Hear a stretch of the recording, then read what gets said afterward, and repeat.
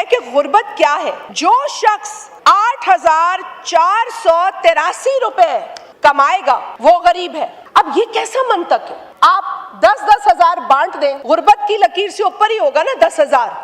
آپ ان 10,000 جن میں بانٹیں گے ان سے کہیں کہ مہینے کا تم صرف چولہا جلا کے دکھاؤ اس 10,000 کے اندر، وہ آپ کے غربت کے ایسٹیمیٹ سے اوپر ہوگا. جب پاکستان پیپلز پارٹی کی حکومت گلگت بلتستان میں قائم ہوگی تو ہم ان کے وہ خواب پورے کریں گے جن کا مینڈیٹ انہیں پاکستان پیپلز پارٹی کو دیا ہے. روڑے نہ اٹکائیں، آپ لوگوں کی آواز سنیں، ان کی ول، ان کی خواہش، ان کے فیصلے کا احترام کریں. پاکستانی قوم کو مبارکباد پیش کروں گی کیونکہ اس وقت جو ایران امریکہ کے درمیان امن کا معاہدہ ہے وہ ہونے جا رہا ہے.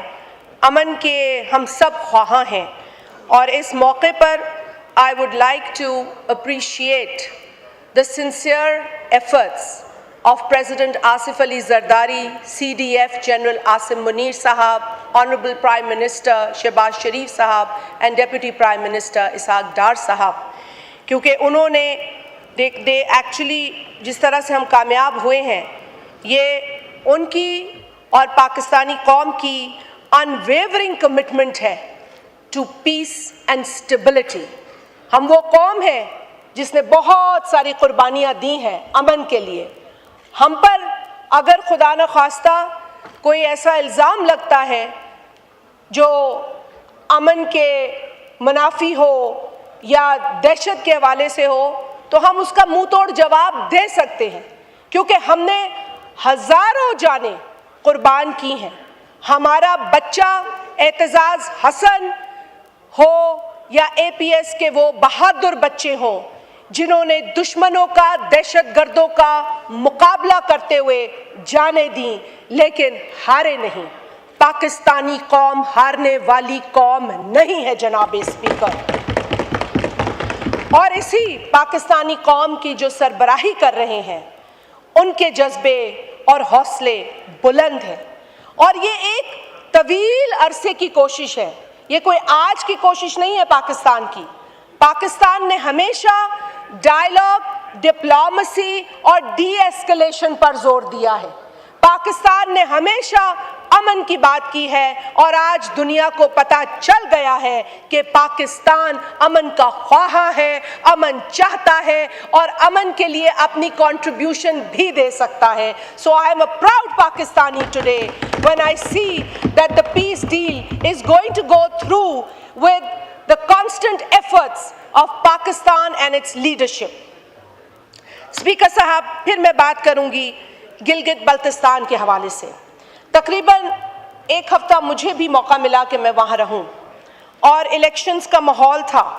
الیکشنز کے ماحول میں لوگوں سے بات کرنے کا موقع بھی ملا اور مجھے بہت خوشی ہوئی اور مجھے بہت فخر ہے یہ بتاتے ہوئے کہ گلگت بلتستان کے لوگوں کے دلوں میں شہید ذوالفقار علی بھٹو دھڑکتا ہے. اور سر وہ اس لیے نہیں صرف کہ آج پیپلز پارٹی ایک پولیٹیکل پارٹی کے طور پہ بات کر رہی ہے. شہید ذوالفقار علی بھٹو نے گلگت بلتستان کے لوگوں کے لیے وہ کیا ہے جو آج بھی ان کے بچوں کو یاد ہے کیونکہ ان کے بڑوں نے ان کو وہ کہانیاں سنائی ہیں. لگان سسٹم ہوا کرتا تھا گلگت بلتستان میں، وہ لگان سسٹم جو آپ نے فلموں میں بھی دیکھا ہوگا وہ ختم کیا شہید ذوالفقار علی بھٹو نے گلگت بلتستان میں. گلگت بلتستان کے لوگوں کو آواز دی شہید ذوالفقار علی بھٹو نے. شہید محترمہ بے نظیر بھٹو صاحبہ نے انہیں سیاسی حقوق دیے، امپاور کیا پولیٹیکلی. اور پھر 2009 میں صدر آصف علی زرداری نے گلگت بلتستان کو ان کی وہ شناخت دی جو آج ان کے پاس ہے. آج چیف منسٹر کی دوڑ، گورنر کی دوڑ یہ آپ اس لیے کر سکتے ہیں کیونکہ 2009 میں ان کو یہ مقام ملا، یہ سٹیٹس ملا، ورنہ تو وہ جڑے ہوئے تھے آزاد کشمیر کے ساتھ، وہاں سے چلایا جاتا تھا گلگت کو اور بلتستان کو.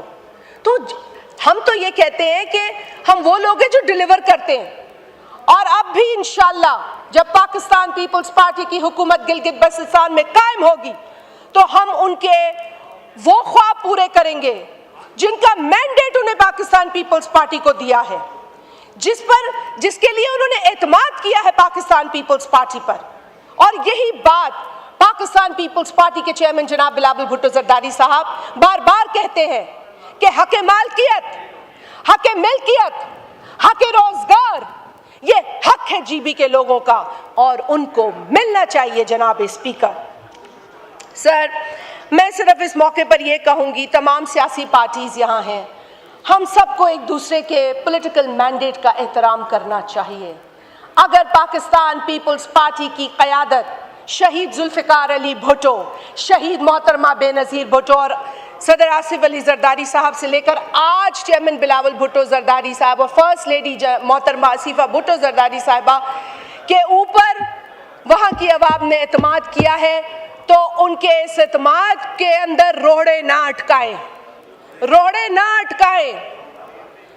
آپ لوگوں کی آواز سنیں، ان کی ول، ان کی خواہش، ان کے فیصلے کا احترام کریں۔ سر، میں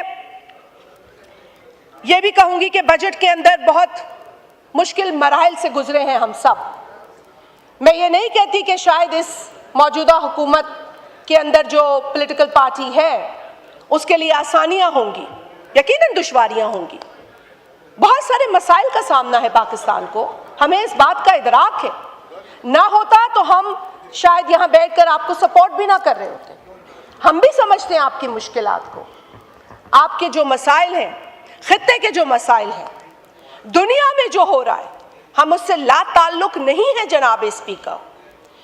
اور یہی وجہ ہے کہ ہم جب پارلیمنٹ میں آئے ہیں، ہم نے میثاق جمہوریت کی اسپرٹ پر کام کیا ہے، اس کی روشنی میں کام کیا ہے، اور تہہ دل سے کوشش کی ہے کہ پارلیمنٹ کو مضبوط کریں۔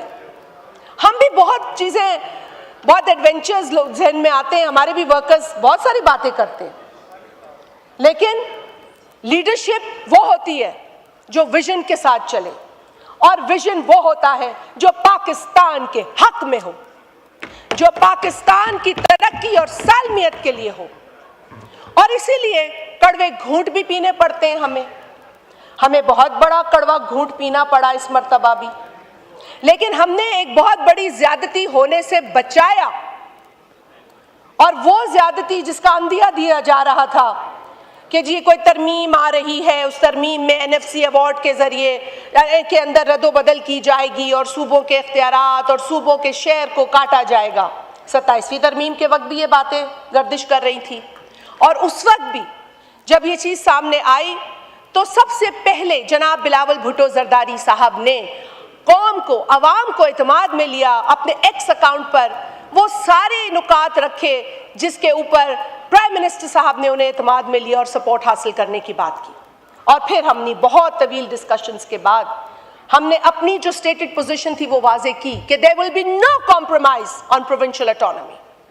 There will be no compromise on the share, the allocated constitutional share of the provinces. جو ہم نے حاصل کیا ہے وہ طویل جدوجہد کے بعد کیا ہے، کمروں میں چنے چھولے کھا کے نہیں ہم نے حاصل کیا، سڑکوں پر جدوجہد کر کے حاصل کیا ہے۔ تو اتنی آسانی سے یہ چیزیں آپ صوبہ سے یا ہم سے واپس نہیں لے سکتے۔ I always say this and I will say it again, sir. I will say it again کہ strong federating units make a strong federation. It's not the other way around. Please try to understand. And that is the real spirit of democracy. We need to understand that, Honorable Speaker. اور آپ کو بھی میں سراہوں گی that you've always tried to maintain order in this house. You've always tried to accommodate every member, regardless of their conduct, how unparliamentary it becomes at times. You've always tried to maintain that order that is required to run this house. اور یہ بہت اچھی بات ہے، آپ کا نام یاد رہے گا، تاریخ میں یاد رہے گا۔ اسپیکر صاحب، مجھے نکات ہیں جس پہ میں ریپیٹ نہیں کرنا چاہتی، جو میرے آنریبل کالیگز نے باتیں کی ہیں وہ ہو گئی۔ سر، میں NFC کے اوپر ضرور بلاول بھٹو زرداری صاحب کو جو کہتے تھے کہ ہم نہیں ہونے دیں گے یہ، کیونکہ یہ کہا جاتا تھا اور بڑے انفلوئنسرز، بڑی ویڈیوز بڑی فیڈز چلائے جاتی تھی کہ جی اب یہ ہو جائے گا, سب کو غلط ثابت کر دیا. Because Bilawal Bhutto Zardari said that I will not let this happen. ایک پریس کانفرنس ہوئی, اس میں بھی انہوں نے صوبائی خود مختاری کی پر بات کی اور کہا کہ I will not let this happen. پھر اس پریس کانفرنس کو ٹویسٹ کر دیا گیا, اس میں سے کوئی ایک کلپ نکال دیا گیا, اور یہاں ایوان میں وہ ہیں کچھ لوگ جنہوں نے وہ کلپ وائرل کرنے میں بہت مدد کی. کوئی بات نہیں, وَتَعِزُّ مَن تَشَاءُ وَتُذِلُّ مَن تَشَاءُ. اللہ تعالیٰ کرم کرتا ہے اگر آپ کی نیت صحیح ہو, اللہ تعالیٰ رحم کرتا ہے اگر آپ کے ارادے نیک ہوں. ارادے نیک تھے, نیت صحیح تھی, صاف تھی, اور صوبوں کے حق میں یہ فیصلہ پروٹیکٹڈ رہا that NFC share that constitution has allowed for the provinces to receive will not be changed. Yes, صوبے وفاق کی بالکل سپورٹ کر رہے ہیں اس موقع پر, کیونکہ ہمیں یہ بتایا گیا کہ ڈیفینس اور سیکیورٹی کے جو معاملات ہیں اس میں صرف وفاق کی حکومت نہیں بلکہ فیڈریٹنگ یونٹس کا بھی تعاون درکار ہے. تو اسی لیے کانسٹیٹیوشنل پروویژن کے تحت ہم نے اس بات پر اگری کیا, اور سندھ حکومت ہو, بلوچستان حکومت ہو جہاں پیپلز پارٹی کی حکومتیں ہیں, انہوں نے بھی اگری کیا. And I think this was a positive development. Sir ہم نے, اب میں بات کروں گی سر تھوڑے سے اعداد و شمار. ایک جو نمبر آیا ہمارے سامنے مہنگائی کے تناظر میں, یا چلے میں کہہ دوں غربت کو ایک ڈسکرائب کیا گیا. اب غربت کو ری ڈیفائن کیا گیا ہے, غربت کو دوبارہ سے بتایا گیا کہ غربت کیا ہے. جو شخص 8,483 روپے کمائے گا وہ غریب ہے. اب یہ کیسا منطق ہے؟ How are you redefining and giving us this? I'm sorry to say, but this is quite a weird number. میں کہتی ہوں سر, آپ مجھ سے, میں 1 لاکھ روپے آپ کو دیتی ہوں, آپ 10,000 بانٹ دیں, غربت کی لکیر سے اوپر ہی ہوگا نا 10,000. آپ ان 10,000 جن میں بانٹیں گے ان سے کہیں کہ مہینے کا تم صرف چولہا جلا کے دکھاؤ اس 10,000 کے اندر, وہ آپ کے غربت کے ایسٹیمیٹ سے اوپر ہوگا. So I don't know how do you bring these numbers. You bring these numbers to just show کہ غربت کم ہے.